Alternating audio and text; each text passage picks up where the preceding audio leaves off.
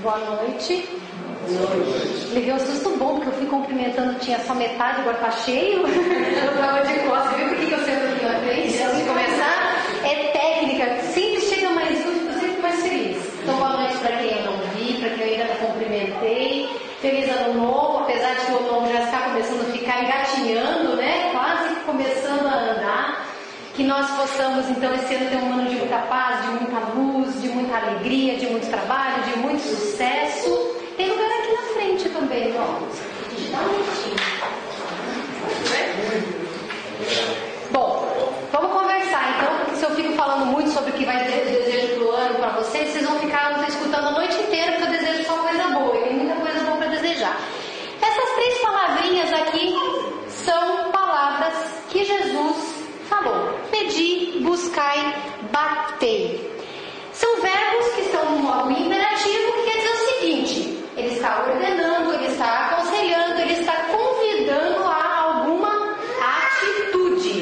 Verbo é ação, atitude. Jesus sempre mexeu conosco de forma que nós pudéssemos nos movimentar na direção do que era certo, nos movimentar na direção do que era bom, que era o que ele nos indicava, que eles não recomendavam. Então ele usava muito frequentemente verbos no imperativo, não só pedir, buscar e bater, mas outros que nós até veremos. Nesse trecho que está em Mateus, também mencionado no Evangelho segundo o Espiritismo, no capítulo 25, que tem esse nome buscai e achareis, Jesus diz: pedi e dar-se-vos-á, buscai e achareis, batei e abrir-se-vos-á, porque todos, veja, ele não fala que é quem tem fé em Deus, quem tem fé nele, quem é daquela religião ou da outra religião. Ele diz: todos os que pedem, recebem, todos os que buscam, acham, e todos que batem, a quem vai lá bater na porta, se abre. Então nós precisamos entender um pouquinho o que significa esses verbos no imperativo que Jesus usava e o que significa essa passagem. Só que antes, eu disse que ele usou muitos verbos. Aqui ele usa buscar de novo, só que falando de um outro momento. Buscai, em primeiro lugar, o reino de Deus e a sua justiça, e todas essas coisas. Que coisas? O que comer, o que beber, o que vestir, as nossas necessidades materiais vos serão acrescentadas. Veja, ele não diz que tudo será dado de graça para nós. Ele diz que é para a gente procurar, buscar, porque quando nós nos movimentarmos na direção daquilo que necessitamos, que nós precisamos, nós receberemos não só aquilo, mas todas as coisas que nós necessitamos. E elas não se limitam às coisas materiais, porque a nossa existência na Terra é uma existência material na escola da vida, onde nós aproveitamos para nos moralizar. Nós crescemos intelectualmente através de todas as coisas que nós experimentamos na nossa experiência carnal e moralmente. E é isso que ele vai nos prometendo se nós fizermos por isso. Ele usa o verbo ajuntar. Ajuntai para vós tesouros nos céus, onde nem a traça nem a ferrugem corroem, e onde os ladrões não arrombam nem roubam. Pois onde está o teu tesouro, aí está o teu coração. Veja que beleza. Ele não fala assim: juntem riquezas, trabalhem adoidado para ficar nadando em dinheiro, para fazer tudo o que vocês ambicionam, os homens para ter o carro do ano e a moto Kawasaki, as mulheres para fazer todos os tipos de plástica. Ontem eu vi notícia que uma mulher fez 734 plásticos. Eu pensei, onde é que ela arranjou tecido, material, carne para cortar tanto? Mas voltando, né? A gente quer fazer plástica, quer aloirar o cabelo, quer escurecer o cabelo, quer gastar dinheiro com roupa. Não era isso que Jesus estava preocupado em nos mostrar. Ele diz para nós ajuntarmos tesouros que as traças não corroem, que a ferrugem não corrói, que as traças não corroem. Que tesouros são esses? Basta nós imaginarmos que no dia que partirmos da vida nós não levaremos nada. Nada, nem o corpo.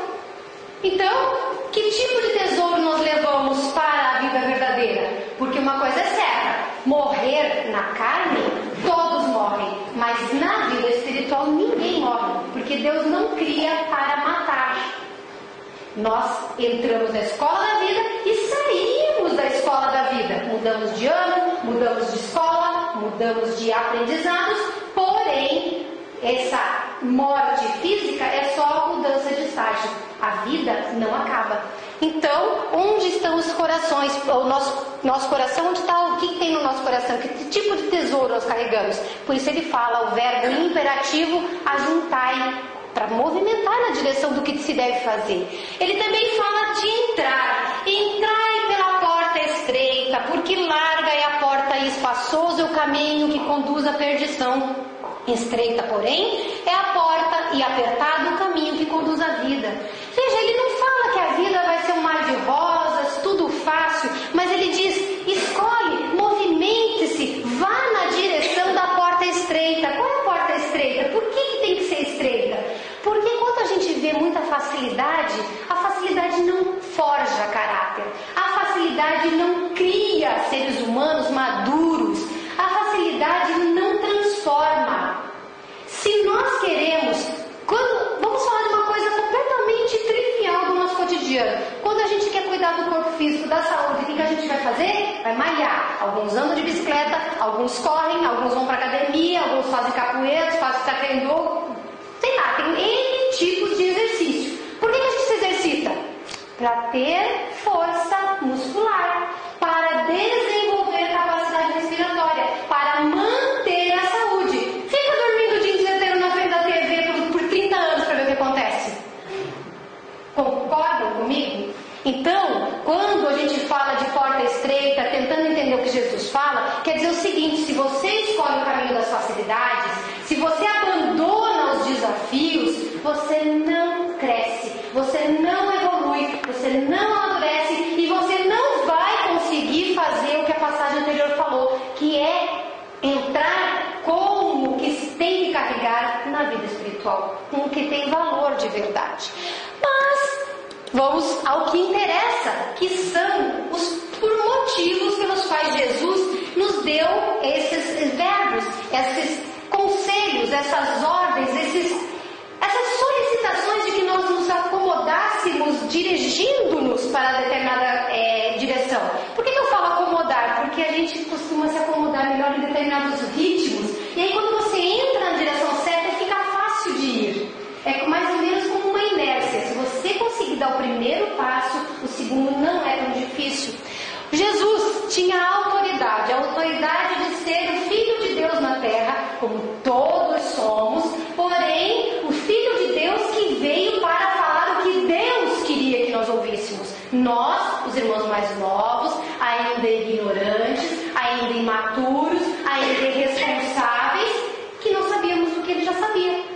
Então, ele nos dá esses imperativos: buscai, batei, ajuntai, todos esses verbos, pedir, para nos dar um roteiro de busca pela felicidade.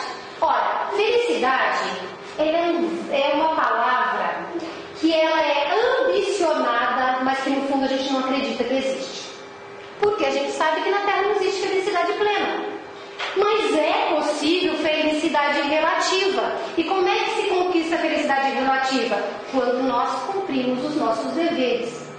A felicidade é feita de esforços e desafios porque nós temos um negócio que está aqui dentro da nossa cabecinha, dentro da nossa alma, se chama consciência. E a consciência, em harmonia com aquilo que é certo, ela traz paz. E a paz traz felicidade. Toda a felicidade que a gente ambiciona nos grandes movimentos de alegria, festa, balada, corrida, jogo de futebol, campanha de todo tipo, uma grande paixão, ir para as festas, para as férias, viajar para os lugares mais maravilhosos, tudo isso é efêmero. Sabe por quê? Porque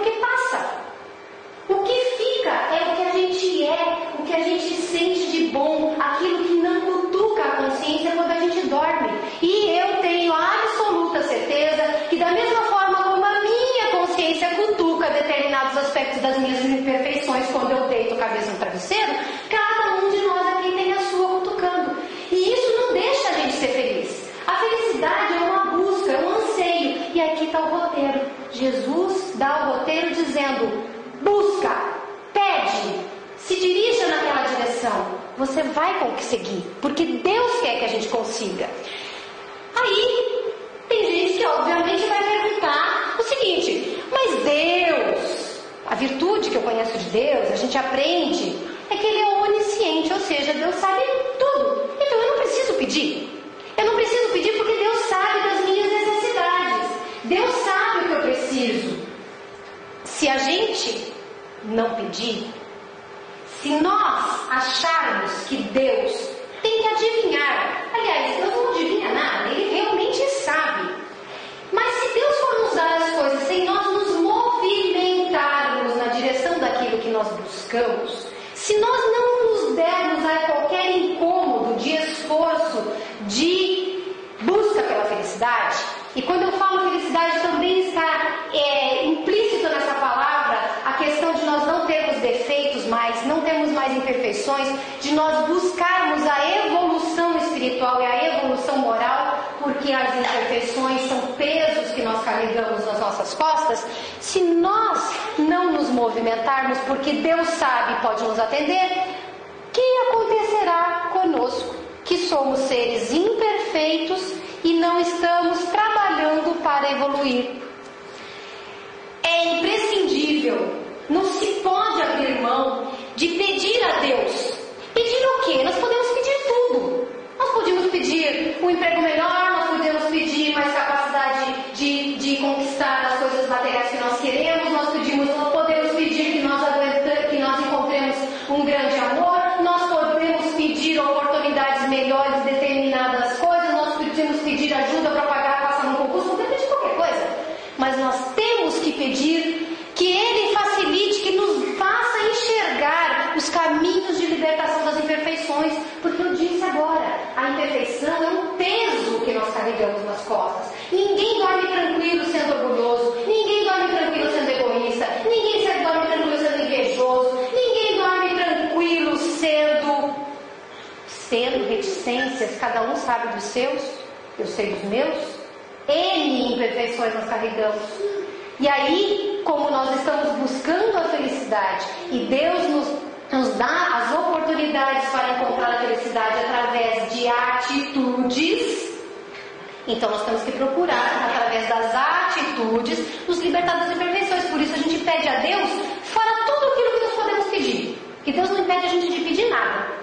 E a gente tem que pedir para Ele nos mostrar como que a gente se livra daquelas imperfeições que nos transtornam, que nos atravancam o caminho, como diz o povo gosta de dizer, atravanca o caminho. O que impede a nossa felicidade? A imperfeição. Então nós temos que buscar resolvê-las, transformá-las em virtudes. Nós temos que buscar o bem, mas o bem que é legítimo, o bem que é justo. Ninguém constrói felicidade em cima de dor alheia. Então, se nós queremos saber se estamos no caminho correto, nós temos que saber se não estamos sendo injustos. Como que faz? Hoje, lá conversando com o Macário, que também vem aqui de vez em quando, e nós estamos conversando sobre, acho que a pergunta, se eu não estou enganada, é a 765 ou 735 do Livro dos Espíritos, onde Kardec, na nota que ele faz a uma questão, diz assim, que nós devemos desejar para o outro aquilo que desejamos para nós, porque não é a mesma coisa desejarmos para nós o que desejamos para o outro.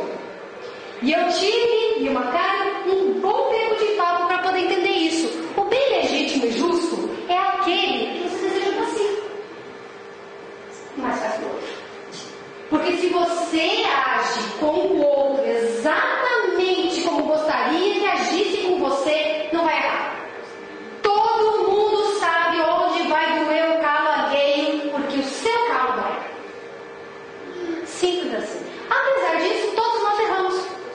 E todos nós estamos aqui sentados hoje, e eu, pior, que estou de pé, falando com a minha boca perto dos meus dois ouvidos, para escutar ainda mais que a gente erra. E que a gente não pode desistir e achar que é ruim só porque errou.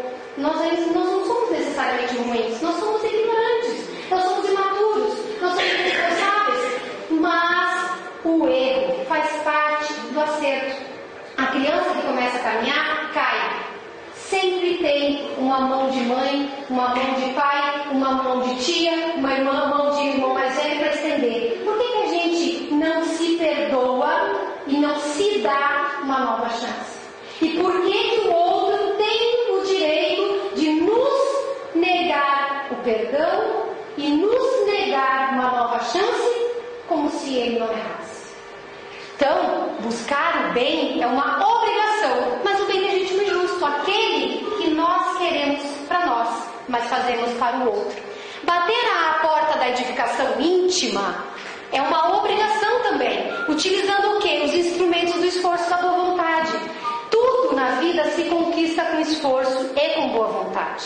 Muitas vezes nós arriamos, desistimos, cansamos, esmorecemos quando a gente tinha que estar continuando na jornada. Só que isso faz parte do nosso processo de aprendizado. O que acontece? Isso é uma coisa que eu sei que eu repito incansavelmente, porque é uma filosofia que me cativa. Aquela história do AA, dos alcoólicos anônimos. Ninguém proíbe um alcoólatra dentro de um grupo do AA a beber. Ele se conscientiza. E mais, ninguém chega para ele e diz: você nunca mais pode beber. Ele decide: hoje eu não vou beber. Hoje. E é assim que a gente tem que fazer com todas as nossas dificuldades e imperfeições. Hoje eu consegui, amanhã eu acordo mal-humorada, tive uma noite difícil, teve um problema que me deixou atordoada, não consigo. Tudo bem. A gente se perdoa, se conscientiza e no dia seguinte, hoje eu vou fazer certo. Hoje eu não vou errar. Aliás, essa passagem não é exclusiva do AA. O Papa João 23, se eu não estou enganada, ele fez um texto belíssimo, que também de vez em quando eu menciono, onde ele fala lá sobre comportamentos e coisas que ele pode fazer a cada 12 horas. Por 12 horas, por que 12 horas? O dia tem 24, a gente dorme metade do dia, né? Tem os descansos, refeições, e no resto do dia a gente está em atividade. Então ele fala: por 12 horas eu posso fazer isso, por 12 horas eu posso fazer aquilo, tudo em relação ao próximo. Eu posso amar, eu posso perdoar, eu posso dar uma segunda chance, eu posso fazer qualquer coisa. 12 horas. No final ele fala que ele pode fazer muito bem, naquele tempo, aquilo que se ele decidisse que ia fazer a vida inteira, ele não conseguiria. E é exatamente esse o segredo do nosso sucesso. Se a gente escolher ser Chico Xavier de um dia para outro, nós falharemos. É simples. Nem Chico quis ser Chico a vida inteira. Ele ia um dia de cada vez. Tem uma mensagem de Bezerra de Menezes, na verdade foi uma palestra de Divaldo Pereira Franco. Ele fez uma hora lá de palestra sobre a prece. E aí o Divaldo, no final, quando tem o encerramento da palestra, muitas vezes o Bezerra faz o encerramento com a própria prece do Bezerra. E aí o Bezerra se manifesta, Divaldo muda o tom de voz, começa a falar com aquele tom de bom velhinho, e ele fala sobre a prece, etc. E no final ele fala algo cujas palavras eu nunca sei repetir, mas o conceito é o seguinte: que é para nós não nos darmos por vitoriosos antes da jornada de atravessar a ponte, ou seja, de terminar a vida e passar do lado espiritual. Ele fala que às vezes a viagem, que até então estava sendo bem sucedida, pode não concluir se a ponte tiver caído.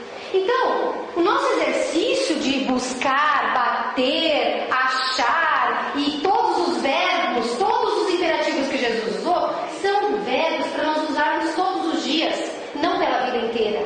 Se nós conseguirmos fazer o que tem que ser feito hoje, já estamos vencendo. A nossa jornada na nossa estrada da existência está indo bem, com esforço e com boa vontade. Tem uma coisa importante também em relação a essa questão de pedir a Deus. Por que Deus não pode simplesmente dar o que Ele sabe que a gente precisa? Para começo de conversa cá entre nós, Ele não daria provavelmente 90% das coisas que a gente pede. Porque a gente pede coisa que nem criança, né? A criança quer brincar de espada, quer brincar de arminha, quer botar a chave de fenda na tomada, porque é divertido. Não sabe o que vai acontecer. Nós, como crianças, de uma certa forma, imaturos espirituais, nós não sabemos o que pedimos. Então Deus nos daria, mesmo assim a gente ia reclamar. Mas tem uma questão: quando nós pedimos, pode, de fé, que nos faz sintonizar com as energias de Deus, com as energias benéficas. Porque o orgulhoso, ele não consegue essa sintonia. Deus é puro amor, é pura bondade. A pessoa que é orgulhosa, ela acha que não precisa de nada. Ela pede até, pode crer em Deus, mas ela pede como se fosse uma obrigação receber, porque ela é tudo de bom. O orgulhoso tem essa coisa íntima de entender que ela é tudo de bom. Agora, quando nós paramos para orar e pedir de verdade, a gente diz assim, pode até fazer um parênteses mental, mas assim, olha, eu sei que eu sou tudo de bom, mas eu não consigo, entendeu? Essa parte não dá. Então o Senhor pode me ajudar? Então, gente, fazer prece para Deus não é nenhum mistério. A gente não tem que fazer. O Edson fez uma prece super linda que eu jamais consigo repetir. Eu não tenho esse jeito doce dele, é o jeito doce do Edson de fazer prece.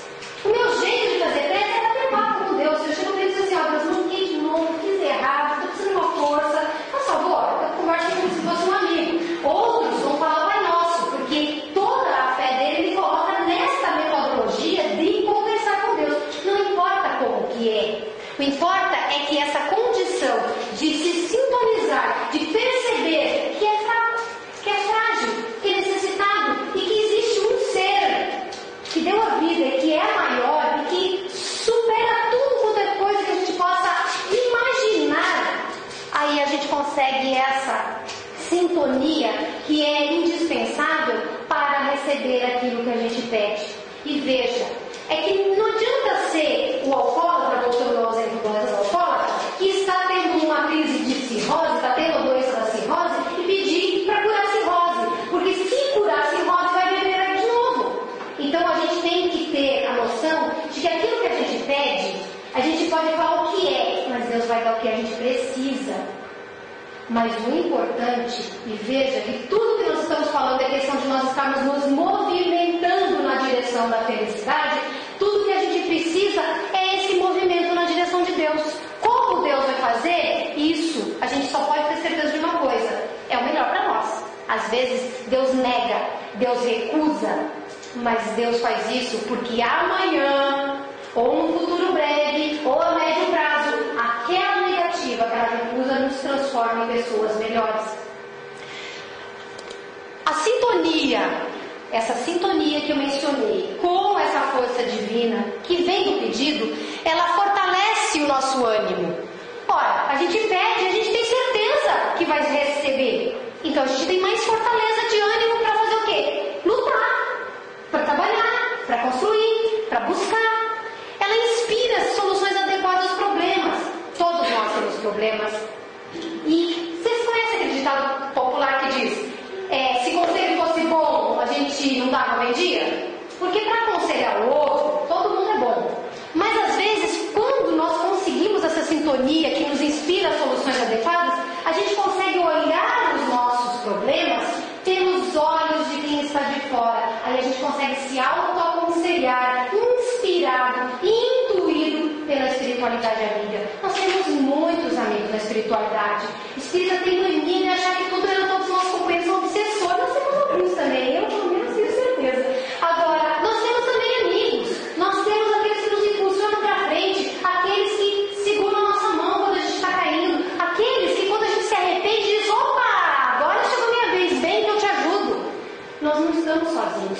Então essa inspiração de soluções é mais ou menos como se a gente saísse do problema e olhando de fora como um conselheiro amigo, nós disséssemos: espera aí, o problema ele pode ser sério, mas ele não é tão sério quanto você imagina, ele não é tão grave quanto você vê, ele não é tão insolúvel quanto você pensa que é. E aí a gente começa a encontrar soluções. E também faz uma coisa muito importante por nós que geralmente nos falta: infunde paciência e resignação.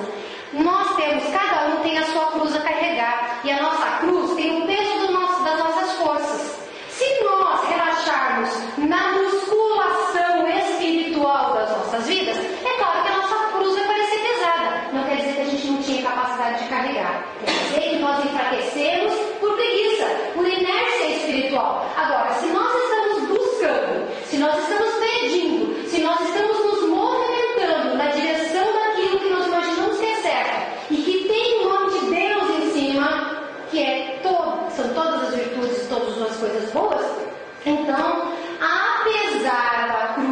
pesada, nós vamos descobrir que temos capacidade de carregar com paciência, porque tem prova que não dá para escapar, e com resignação. A resignação a ter que viver aquilo, e a paciência de que o tempo passa rápido. Essa semana eu estava falando sobre o Evangelho no Lar e fui fazer a conta, recomendando as pessoas para fazer Evangelho no Lar. Disse assim, gente, se vocês fizerem a conta de quantos minutos temos numa semana, nós temos mais de 10.200 minutos. Cerca de 10.200 minutos numa semana. A gente não consegue ter paciência para fazer 30 minutos de caminhada para cuidar da saúde, 30 minutos de Evangelho no Lar para proteger o nosso ambiente do lar das más influências que esse mundo tem aos montes. A gente não consegue dedicar 30 minutos para sair de casa e ir fazer uma prece e tomar um passe no seu espírito.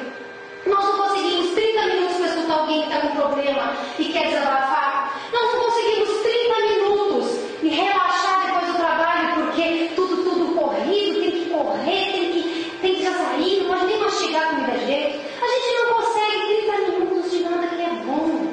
Agora, se a gente consegue gastar tempo na televisão para assistir Big Brother Brasil, se a gente consegue 30 minutos para nós fazermos o que não presta, se a gente consegue 30 minutos para fazer isso mais, consegue até mais, palavras do meu filho gravadas para a posteridade. No futuro eu usarei isso contra ele. Então, o que acontece? São os nossos impulsos ainda estão nos levando para aquilo que nos faz mal. Então nós precisamos meio que despertar antes de mudar. Primeiro a gente precisa acordar antes de querer ser aquilo que nós idealizamos que seremos um dia. Mas então é preciso buscar, é preciso bater, além de pedir, porque existe uma lei de trabalho.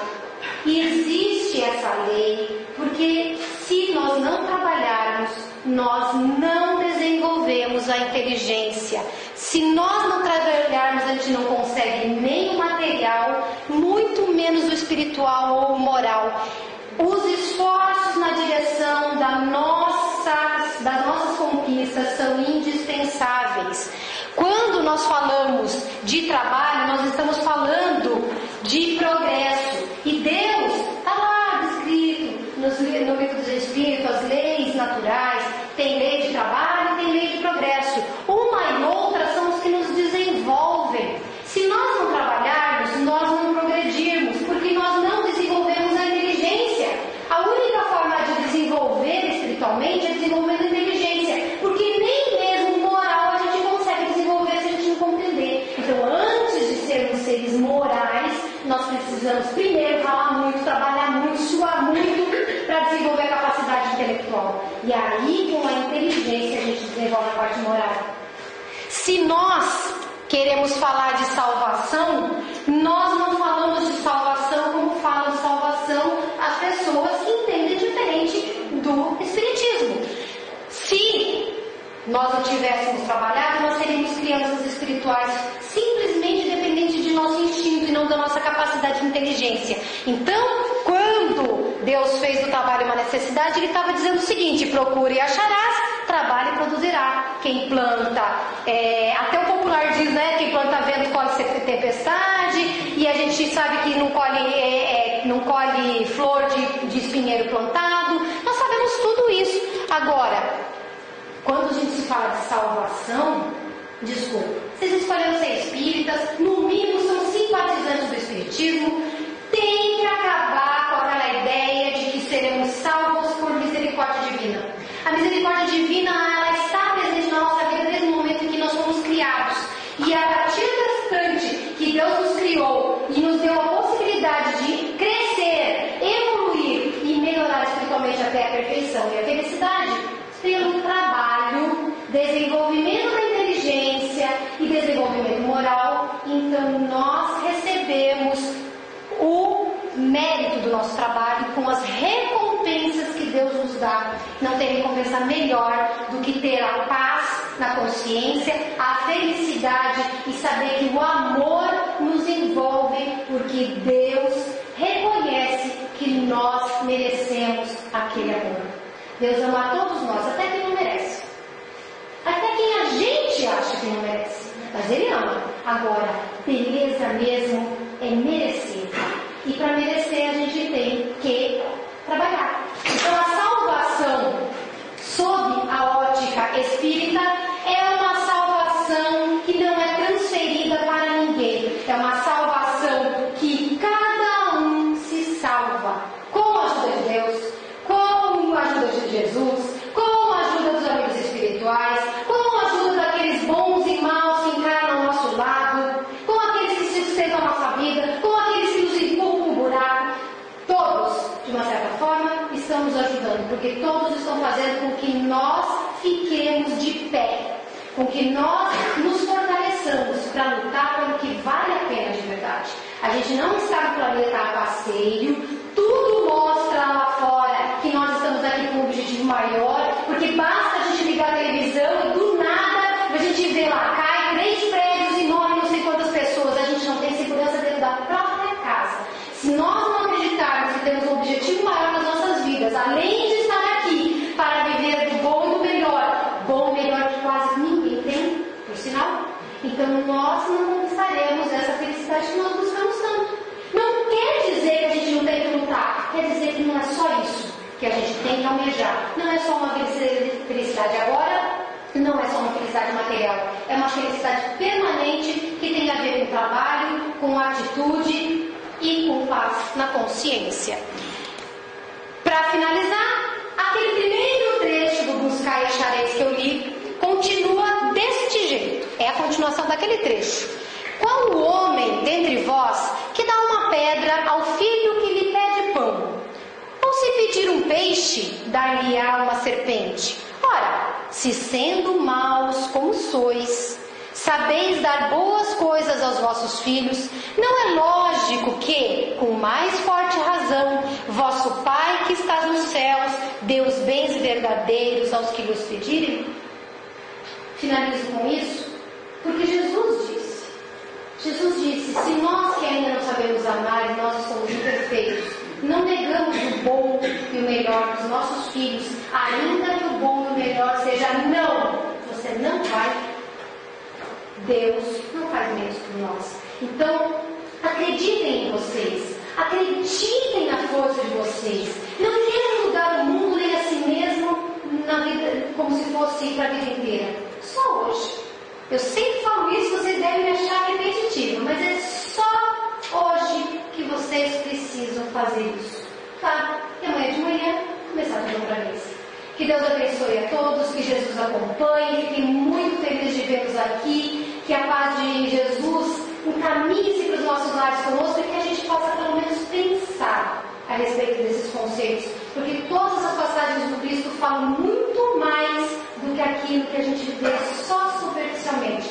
E Ele falou tudo isso, Ele veio, nasceu na Terra sem precisar, porque Ele acreditou em nós. E a gente está na hora de fazer jus, de merecer a crença que Ele tem na nossa capacidade de ser feliz e de ser um espírito superior um dia, como todos seremos. Que Deus abençoe a